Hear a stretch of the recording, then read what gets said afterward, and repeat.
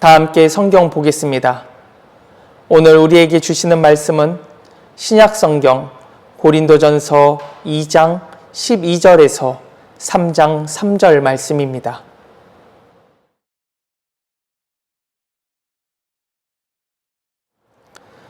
우리가 세상의 영을 받지 아니하고 오직 하나님으로부터 온 영을 받았으니 이는 우리로 하여금 하나님께서 우리에게 은혜로 주신 것들을 알게 하려 하심이라. 우리가 이것을 말하거니와 사람의 지혜가 가르친 말로 아니하고 오직 성령께서 가르치신 것으로 하니 영적인 일은 영적으로 분별하느니라. 육에 속한 사람은 하나님의 성령의 일들을 받지 아니하나니 이는 그것들이 그에게는 어리석게 보임이요 또 그는 그것들을 알 수 없나니 그러한 일은 영적으로 분별되기 때문이라. 신령한 자는 모든 것을 판단하나 자기는 아무에게도 판단을 받지 아니하느니라. 누가 주의 마음을 알아서 주를 가르치겠느냐? 그러나 우리가 그리스도의 마음을 가졌느니라. 형제들아, 내가 신령한 자들을 대함과 같이 너희에게 말할 수 없어서 육신에 속한 자 곧 그리스도 안에서 어린아이를 대함과 같이 하노라. 내가 너희를 젖으로 먹이고 밥으로 아니하였노니 이는 너희가 감당하지 못하였음이거니와 지금도 못하리라. 너희는 아직도 육신에 속한 자로다. 너희 가운데 시기와 분쟁이 있으니 어찌 육신에 속하여 사람을 따라 행함이 아니리요. 아멘. 오늘 예배에 오신 성도님들을 환영하고 축복합니다. 오늘 함께 나눌 말씀의 제목은 그리스도인이 풍성한 삶을 누리지 못하는 이유입니다. 오늘 설교를 시작하기에 앞서 먼저 한 가지 질문을 드리고자 합니다. 여러분은 예수님을 믿고 나서 앞으로 어떤 삶을 기대하게 되셨습니까? 다르게 말한다면 예수님이 우리의 삶 가운데 들어오시고 나서 어떤 삶을 기대하게 되셨다는 것입니다. 하나님께서 우리의 삶을 어떻게 이끌어 주시고 어떻게 역사하실지 그런 기대감, 어떤 기대감을 가지고 계셨습니까? 아마 이런 기대가 있었을 것 같습니다. 하나님께서 도우시고 인도해 주시는 삶, 마음의 평안과 기쁨이 언제나 넘쳐 흐르는 삶, 안정되고 복된 삶을 기대하셨을 것입니다. 좀 더 솔직히 말한다면 물질적인 풍요, 또 성공, 행복, 세상 사람들이 말하는 그런 것도 아마 기대하셨을 것입니다. 그런데 예수님을 믿고 나서 우리의 삶은 어떻습니까? 우리가 기대한 것만큼 그런 변화들이 있으셨습니까? 예배도 드리고 열심히 기도도 하고 봉사도 하지만 기쁨보다는 걱정과 고민이, 풍성한 은혜보다는 갈급함이 클 때가 더 많지 않습니까? 우리의 삶은 예수님을 믿기 전이나 믿고 나서나 크게 변하지 않은 것 같습니다. 오히려 더 힘든 것 같기도 합니다. 하지만 예수님께서는 분명히 우리에게 약속하셨습니다. 내가 온 것은 양으로 생명을 얻게 하고 더 풍성히 얻게 하려는 것이라. 예수님께서 우리 안에 들어오셨을 때 죽어가는 우리에게 생명을 주신 것뿐만 아니라 우리가 살아가는 삶 가운데 풍성한 것으로 채워주시겠다는 약속입니다. 그런데 이 약속이 우리의 삶 가운데 이루어지고 있느냐는 질문에 우리는 맞습니다, 네라고 대답하기가 참 곤란하기도 합니다. 솔직하게 큰 변화를 느끼지 못하는 것 같기 때문입니다. 하지만 그것은 예수님께서 우리에게 주시고자 하셨던 풍성한 삶의 약속이 우리가 기대하고 생각하는 풍성한 삶의 모습과는 다르기 때문입니다. 예수님께서 말씀하신 풍성한 것, 우리에게 주시고자 하셨던 그 풍성한 삶이 무엇인지를 잘 보여주는 게 바로 초대교회 성도들의 삶의 모습입니다. 우리가 잘 알고 있는 것처럼 초대교회 성도들은 로마의 많은 고통과 압제를 당하고 있었습니다. 그들의 삶을 잘 살펴보면 처절하기까지 합니다. 먹는 것, 입는 것, 모든 것이 부족했습니다. 자신의 집에서 살 수 없어서 신앙을 지키기 위해 땅을 파고 땅 속에서 동굴에서 땅을 파고 그 동굴에서 생활하기까지 했습니다. 그들은 하나부터 열까지 모든 것이 부족했습니다. 궁핍했습니다. 풍요로운 것, 풍요로운 삶, 이런 것과는 거리가 한참 멀었습니다. 그럼에도 불구하고 그들은 예수 그리스도 안에서 언제나 하루하루 풍성한 삶을 누렸다고 할 수 있습니다. 아마 그들이 풍성한 삶을 누리고 있었다는 저의 말이 반박이 되실 수도 있습니다. 그것은 풍성한 삶이 아니라 그냥 견딘 것이다, 인내한 것이다 라고 말하실 수도 있습니다. 물론 그것도 포함이 됩니다. 하지만 실제로 초대교회의 성도들은 그 동굴에서 수십 년, 수백 년을 살면서도 매번 부족하지만 그 안에 웃음이 없었을까요? 기쁨이 없었을까요? 아닙니다. 오히려 땅 위에서 생활했을 때보다 땅 밑에서 부족한 중에 더 많은 기쁨과 행복을 누리기도 했습니다. 마치 사도 바울이 비천에 처할 줄도 알고 풍부에 처할 줄도 알고 모든 일 곧 배고픔과 배부름과 풍부와 궁핍에 처할 줄 아는 일체의 비결을 배웠던 것처럼 초대교회 성도들도 그와 같은 삶을 살았던 것입니다. 그렇다면 그들이 누렸던 그 풍부한 삶은 어떤 것이라고 말할 수 있을까요? 하루하루 하나님께서 베풀어 주시는 풍성한 은혜를 깨달았기 때문에 그들은 풍요로운 삶을 살았다고 말할 수가 있는 것입니다. 오늘 하루 사실은 먹을 양식이 없는데 하나님께서 이스라엘 백성들에게 만나를 주셨던 것처럼 하루의 양식을 주신 것, 그 하나에 하루의 만족과 감사가 넘쳐나는 삶이었습니다. 또 하루 죽을 수밖에 없는 자신의 인생들의 삶에 하나님께서 안전하게 지키시고 오늘 하루도 살아갈 수 있는 삶을 주신 것에 대한 감사가 그들 안에 있었습니다. 함께 모여 예배하고 기도하고 또 주님과 동행하는 삶 가운데 그들은 감사와 만족과 기쁨이 그 안에 흘러 넘쳤습니다. 하나님께서 하루하루 베푸신 은혜를 깨달을 때마다 그들의 마음과 삶에는 풍성한 은혜들로 풍성한 삶으로 항상 가득 채워졌습니다. 우리 또한 하나님께서 우리에게 베푸신 매일의 은혜를 깨달을 때 우리의 삶이 풍요로운 삶, 풍성한 삶으로 바뀌는 것입니다. 하나님께서는 하루하루 우리에게 새로운 은혜들을 매일 주시고 계십니다. 그 은혜를 깨달을 때 우리는 풍성한 삶을 살아가게 되지만 그 은혜를 깨닫지 못하면 하나님께서 주시는 풍성한 삶을 경험하지 못하는 것입니다. 하나님께서 우리에게 베푸신 은혜를 깨닫지 못하면 그리스도인의 풍성한 삶을 깨달을 수가 없습니다.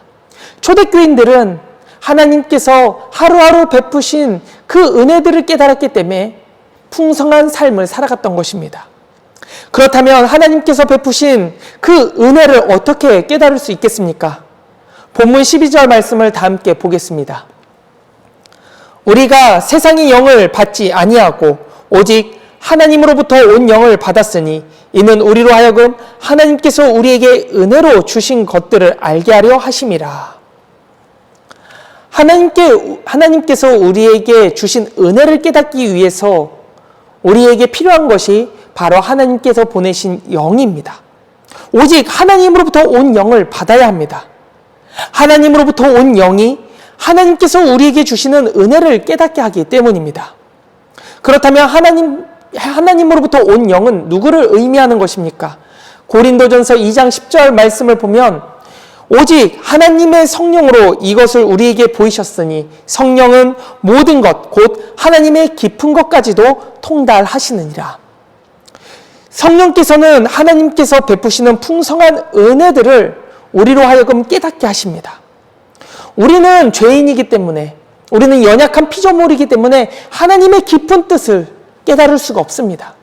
하지만 성령께서 우리 안에 계시면 하나님의 깊은 곳을 통달하시고 아시기 때문에 우리로 하여금 하나님의 은혜가 무엇인지를 알게 하신다는 것입니다. 우리는 성령의 충만함으로 하나님의 은혜를 깨달을 수가 있습니다. 그래서 성령 충만함을 받아야 합니다.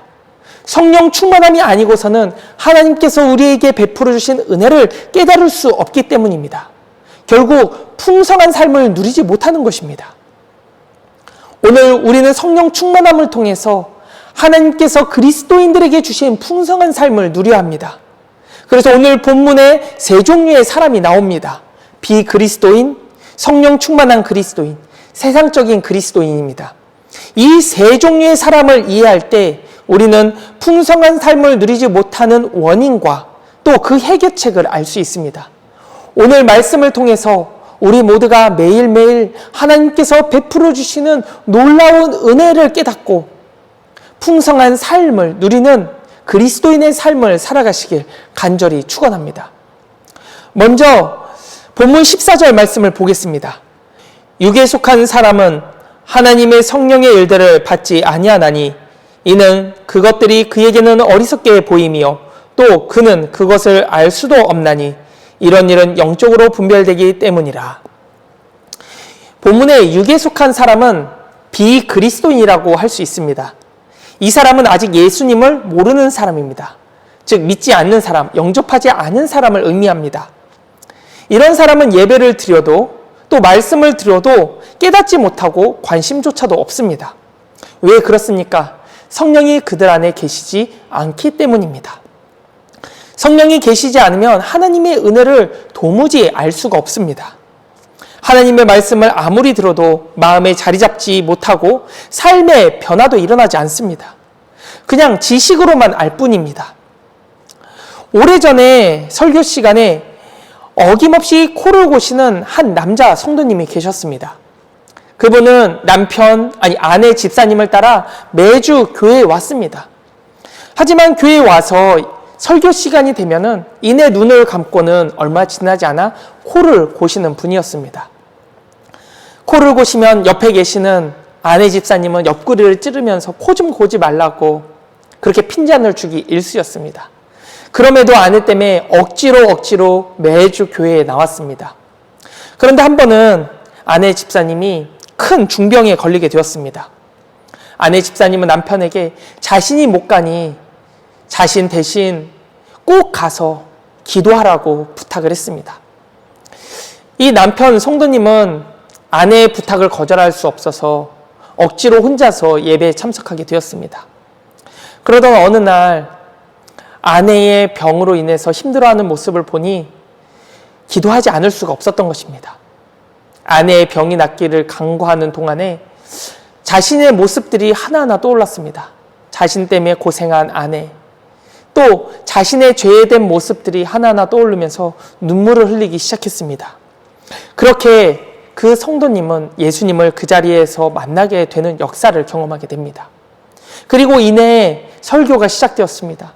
눈물과 콧물을 흘렸던 그 남편 성도님은 하나님의 말씀을 듣는 그 순간, 이전에는 지루하고 졸리고 따분했던 그 시간이 갑자기 은혜로 채워지는 시간으로 변화되게 된 것입니다. 더 이상 설교 시간에 잠을 자지 않고 코를 골지 않게 된 것입니다. 그 남편 성도님에게 어떤 일이 일어난 것입니까? 성령님이 그 마음을 만지시고 두드리신 것입니다. 예수님을 만나고 영접하지 못한 사람은 하나님께서 주시는 풍성한 삶, 영적인 풍성함과 육적인 풍성함을 누릴 수가 없습니다. 예수님을 영접한 사람만이 하나님께서 주시는 그 은혜들을 깨닫고 영적으로 육적으로 풍성한 삶을 누리게 되는 것입니다. 아까 말씀드렸던 이 남편 성도님이 성령을 통해서 영적인 풍성함을 누렸고 이후에는 아내가 그 병이 치유되는 은혜를 경험하면서 풍성한 삶도 함께 경험하는 놀라운 은혜를 경험하게 되었습니다. 이처럼 비그리스도인일 때는 도무지 하나님의 영적인 일들을 깨닫지 못하고 하나님이 베푸시는 삶의 역사들도 알지 못합니다. 관심도 없습니다. 하지만 하나님을 믿게 됐을 때 그들의 삶은 달라지게 됩니다. 오늘 성도님들은 예배 시간 가운데 코를 골며 조십니까? 눈을 감고 주무십니까? 그렇다면 혹시 나는 아직 비그리스도인이 아닌지, 육에 속한 사람은 아닌지 한번 고민해 보시길 바랍니다. 그리고 이후로 성령이 충만한 사람에 대해서 지금 살펴보도록 하겠습니다. 성령 충만한 그리스도인을 사도 바울은 다음과 같이 이야기합니다. 15절과 16절 말씀입니다. 신령한 자는 모든 것을 판단하나 자기는 아무에게도 판단을 받지 아니하느니라. 누가 주의 마음을 알아서 주를 가르치겠느냐? 그러나 우리가 그리스도의 마음을 가졌느니라. 본문 말씀의 신령한 자는 원어로 보면 성령이 충만한 자라고 번역하게 됩니다. 이 성령 충만한 자는 현대어로 말한다면 성령 충만한 그리스도인이라고 말할 수 있습니다. 성령 충만한 그리스도인은 하나님께서 베푸시는 풍성한 삶을 누리는 사람입니다. 왜냐하면 하나님의 은혜를 깨닫고 그 은혜 안에 살아가기 때문입니다. 오늘 본문 말씀에서도 성령이 충만한 사람은 그리스도의 마음을 가졌다라고 말하고 있습니다. 이 그리스도의 마음을 가졌다. 이 말의 의미가 무엇입니까? 성령께서 우리 마음 안에 계셔서 우리가 그 성령을 통해서 살아가고 있다는 의미인 것입니다. 17세기 영국의 시골 목회자인 사무엘 러더포드는 영국 국교의 강압적인 포교에 반대를 했었습니다. 그런데 그 영국 국교회를 만든 당시 국왕인 찰스 1세에 의해 많은 박해를 받고 에버던이라는 감옥에 갇히게 됩니다. 감옥에서 지내는 1년 반 동안 그는 수백 통의 편지를 교회의 성도들과 동역자들과 박해받는 이들에게 보냈습니다. 그의 편지는 많은 사람들에게 격려와 힘과 감동을 주었습니다. 그 편지의 내용을 보면은 우리 또한 성령이 충만한 이유에 대해서 알게 됩니다. 그 내용은 이렇습니다. 내 왕은 이 감옥에서 나와 함께 거니십니다. 여긴 철창이 아니라 하늘의 정원입니다. 그리스도는 나의 모든 것입니다. 세상의 모든 빛과 향기보다 고난 중에 임하신 그분의 손길이 더 달콤합니다. 믿겨지십니까? 감옥을 하늘 정원이라고 표현합니다. 고난 중에 예수 그리스도의 손길이 달콤하다라고 고백합니다. 이 사무엘 러더포드가 감옥 생활 가운데 그럼에도 만족하고 기뻐하면서 풍요로운 삶을 누릴 수 있었던 비결이 도대체 무엇입니까? 바로 성령 충만함입니다. 성령 충만한 사무엘 러더포드는 감옥에서도 하루하루 베풀어 주시는 하나님의 은혜를 깨달았습니다. 감옥 가운데 함께 거하시는 예수 그리스도, 그 은혜를 알았기에 그 감옥이 정원이 된 것입니다. 감옥에서 살아가는 그 빛도 들지 않는 어두컴컴한 가운데, 그 가운데 하나님께서 주시는 은혜가 있었기 때문에 세상 밖의 빛과 향기보다 하나님의 그 손길이 더 달콤하다고 고백할 수 있었던 것입니다. 성령 충만해야 하나님께서 상황과 환경 가운데 뛰어넘는 은혜를 주실 때 그것을 깨달아 누리는 풍성한 삶을 살게 됩니다. 주님께서는 우리의 삶 속에서도 매일 새롭고 놀라운 은혜들을 베풀어 주십니다. 상황과 환경을 뛰어넘고 덮을 수 있을 만한 은혜들을 주십니다. 그러나 그 은혜를 깨닫지 못하면 아무 소용이 없습니다. 성령 충만해야 하는 이유가 여기에 있습니다. 하나님께서 베푸신 은혜 가운데 풍성한 삶을 살기를 원한다면 성령 충만해야 합니다. 그런데 문제가 있습니다. 우리가 그리스도인으로서 매일매일 성령 충만하면 좋겠지만 그렇지 못할 때가 더 많다는 것입니다. 우리는 성령 충만함으로 신앙생활해야 한다는 것을 잘 알고 있습니다. 그럼에도 불구하고 그렇지 못할 때가 더 많습니다. 그래서 하나님께서 베푸신 매일의 은혜들을 깨닫지 못해서 풍성한 삶을 살지 못하는 것입니다. 그렇기 때문에 지금 살펴볼 세상적인 그리스도인이 참으로 중요하다고 할 수 있습니다. 우리는 성령 충만한 삶을 사는 것이 아니라면 결국 세상적인 그리스도인으로 살아가는 것이기 때문입니다.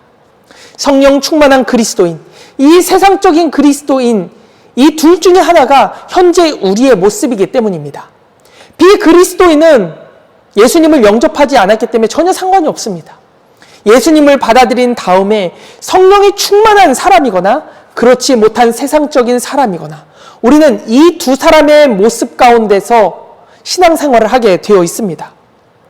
분명한 것은 성령 충만하지 않다면 하나님의 은혜를 깨닫지 못하고 풍성한 은혜의 삶을 살지 못하고 있다면 이 세상적인 그리스도인으로서 우리가 신앙생활하고 있다는 것입니다. 그렇기 때문에 오늘 말씀, 지금 세상적인 그리스도인이라는 주제를 깊이 잘 들으시길 바랍니다. 사도 바울은 고린도 전서 3장에 불신자처럼 살아가는 세상적인 그리스도인이 있다고 말합니다. 바로 1절과 3절의 말씀입니다. 다 함께 보도록 하겠습니다. 형제들아, 내가 신령한 자들을 대함과 같이 너희에게 말할 수 없어서 육신에 속한 자, 곧 그리스도 안에서 어린아이를 대함과 같이 하노라. 내가 너희를 젖으로 먹이고 밥으로 아니하였노니 이는 너희가 감당하지 못하였음이거니와 지금도 못하리라. 너희는 아직도 육신에 속한 자로다. 너희 가운데 시기와 분쟁이 있으니 어찌 육신에 속하여 사람을 따라 행함이 아니리요. 본문의 말씀을 보면 세상적인 그리스도인을 육신에 속한 자라라고 말하고 있습니다. 육신에 속한 자. 비그리스도인은 육에 속한 자라고 표현하고 있습니다. 육적으로 살아가는 사람입니다. 하지만 세상적인 그리스도인은 육신에 속한 자라고 표현합니다. 그리스도인이지만 육신에 속해서 살아간다는 의미입니다. 성령에 속해서 신령한 자로 살아가야 되는데 신령한 자가, 예수님을 믿는 자가 육신에 들어가서 살려고 하니 여러 가지 문제가 발생하게 되는 것입니다. 이 세상적인 그리스도인은 예수님을 믿지만 성령이 충만하지 않아서 자기 방식대로 신앙생활을 하게 됩니다. 육신의 방법대로 하는 것입니다. 자기의 편의에 맞는 대로 신앙생활을 합니다. 하나님의 말씀도 자기에게 유리한 방법으로 해석하고 세상적인 모든 잘못된 것을 즐겁게 누리면서도 교회에 와서는 마치 거룩한 양 신앙생활을 하는 자들입니다. 본문에는 이런 사람들의 특징에 대해서 이렇게 표현합니다. 시기와 분쟁이 있고 사람 중심으로 살아가며 은혜가 아닌 노력으로 신앙생활을 유지한다는 것입니다. 사실 교회 안에 반 이상이 대부분 세상적인 이와 같은 그리스도인들일 것입니다. 교회에서 열심히 봉사도 하고 공예배에 모두 참석을 합니다. 하지만 그들은 자신의 노력과 또 힘으로 신앙생활을 합니다. 그로 인해서 교회 안에 많은 분란과 문제들을 양산합니다. 어떤 것입니까? 예를 들어서 새벽 예배 가운데 자신은 열심히 나오는데 누구는 나오지 않는다고 핀잔을 줍니다. 또 봉사를 하는데 누구는 봉사를 하지 않는다고 타박하기도 합니다. 자신은 공예배를 다 나오는데 누구는 나오지 않는다고 빠진다고 그 신앙에 문제가 있다고 이야기하기도 합니다. 교회에서 열심히 봉사하고 헌신하고 예배 잘 나오는 것 중요합니다.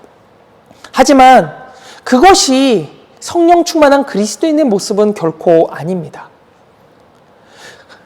성령 충만한 그리스도인의 모습은 사랑과 배려와 용서와 헌신의 모습입니다.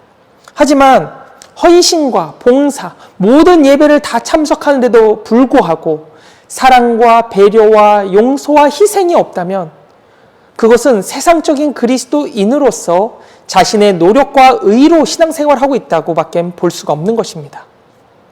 왜냐하면 성령이 그를 주관하시지 않으시기 때문에 자기 뜻과 마음대로 신앙생활에서 나타나는 결과가 바로 시기와 분쟁이기 때문입니다. 나는 이렇게 신앙생활하는데 너는 왜 안 해? 나는 이렇게 봉사하는데 왜 너는 안 해? 성령이 충만한 사람은 내가 봉사를 하고 내가 헌신하는 것을 주님을 위해 하는 것으로 생각하고 감사와 기쁨으로 합니다.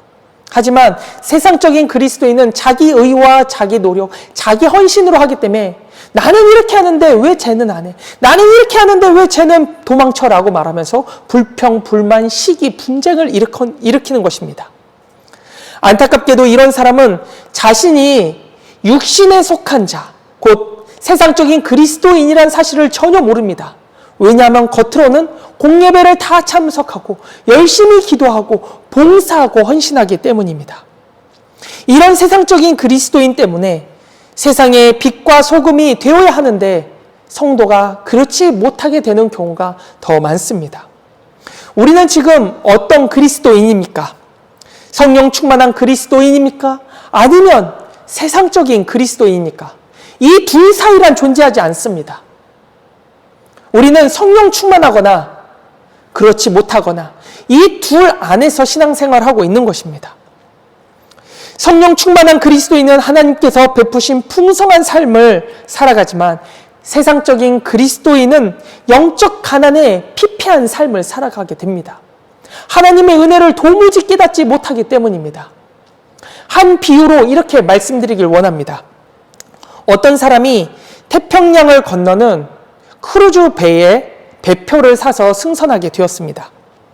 그는 그 배표를 사기 위해 모든 돈을 썼습니다. 이제 그의 돈이 얼마 남지 않아서 배 안에서 먹을 수 있는 건빵을 사서 준비해 배에 승선을 합니다. 바다에서 처음 며칠은 건빵을 맛있게 먹었지만 점차 실증이 나기 시작했습니다. 종업원들이 다른 손님들을 위해 스테이크와 새우, 각종 요리들을 나르는 것을 볼 때마다 몹시 그는 배가 고팠습니다. 드디어 그는 더 이상 참지 못하고 종업원 한 사람을 불러서 이렇게 말합니다. 스테이크 한 접시를 먹을 수 있다면 내가 무슨 일이든 하겠습니다. 식당에 들어가 접시를 닦고 가판을 청소하고 방을 청소하는 일 등 모든 일이든 하겠습니다. 저에게 스테이크 한 접시만 주십시오. 그러자 그 종업원은 이렇게 말했습니다. 당신은 배표를 사서 승선한 것이 아닙니까? 그 배표에는 음식값이 모두 다 포함되어 있습니다. 지금 아무 곳이나 앉아서 음식을 드시면 됩니다. 라고 말했습니다. 이처럼 오늘날 많은 사람들이 하나님께서 주시는 풍성한 식탁을 놓쳐놓고 어리석게도 건빵만 먹는 그리스도인이 되어버렸습니다. 자신이 가지고 있는 가치를 모르는 것입니다. 그리스도인의 가치, 복음의 가치. 그 가치를 모르기 때문에 건빵만 먹는 그리스도인이 되어버린 것입니다. 이들은 세상적인 그리스도인으로서 하나님을 믿는다고 하지만 실제로 하나님이 존재하지도 않고 그들을 돕지도 않는 것처럼 행동합니다. 표가 있음에도 스테이크를 달라고 구걸하거나 건빵을 먹는 것과 같은 모습인 것입니다. 그들은 하나님의 모든 자원을 소유하고 있으면서도 이를 활용하지 않아 영적 가난에 빠져버렸습니다. 우리도 지금 건빵만 먹는 세상적인 그리스도인으로 신앙생활하고 있는 것은 아닌지 깊이 고민해 봐야 합니다. 그래서 성령 충만은 선택이 아니라 필수입니다. 그리스도인의 신앙생활은 나의 노력과 능력만으로 되는 것이 결코 아닙니다. 성령 충만함이 있어야 합니다. 예수님을 믿는 순간 성령이 우리 안에 계시지만 성령이 충만하지 않고는 하나님께서 우리에게 주시는 풍성한 자원들을 누릴 수가 없습니다. 성령이 충만해야 하나님께서 우리에게 주시는 모든 자원들, 약속의 말씀들, 은혜들을 모두 누릴 수가 있는 것입니다. 그래서 예수님께서도 하늘에 올라가시면서 제자들에게 말씀하셨습니다. 성령을 받기까지 기다리라고 하셨습니다. 예배소서 5장 18절에는 성령 충만을 받으라고 하셨습니다. 누가복음에는 예수님께서 성령을 구하는 자에게 주시겠다라고 하셨습니다. 이처럼 성령 충만은 선택이 아니라 필수입니다. 만약 지금 세상적인 그리스도인이라면 다시 성령 충만한 그리스도인이 되어야 합니다. 그래야 하나님께서 우리에게 베푸신 놀라운 약속과 은혜와 풍성한 모든 것들을 받아 누리는 삶이 되는 것입니다. 그럼 어떻게 해야 성령 충만한 그리스도인이 될 수 있습니까? 먼저 회개의 자리로 나아가야 합니다. 세상적인 그리스도인으로서 살아왔던 자신의 모습을 인정하고 주님 앞에 죄를 고백해야 합니다. 주님, 저는 그리스도인이었지만 제 마음과 제 뜻대로 제 편한 대로 신앙생활했습니다. 말씀을 변개하여서 죄 짓는 것을 합당하게 여겼고 하나님을 위해서 헌신하고 봉사한다고 하면서 저를 자랑하기에 앞세웠습니다. 주님의 영광을 앞세우기보다는 저를 사람 앞에 드러내는 것을 좋아했습니다. 주님 용서해 주시옵소서. 주님의 핏값으로 산 저는 제 것이 아님에도 불구하고 저의 삶이 제 것인 양 살아왔습니다. 용서하여 주시옵소서라고 고백해야 합니다. 이 고백이 있을 때 주님께서 십자가에서 우리를 용서하신 그 용서가 우리 안에 임하고 우리는 그와 같은 죄를 다시금 범하지 않는 회개의 자리로 들어서게 됩니다. 그때 성령 충만을 구해야 합니다. 누가복음 11장 13절에 예수님께서 말씀하십니다.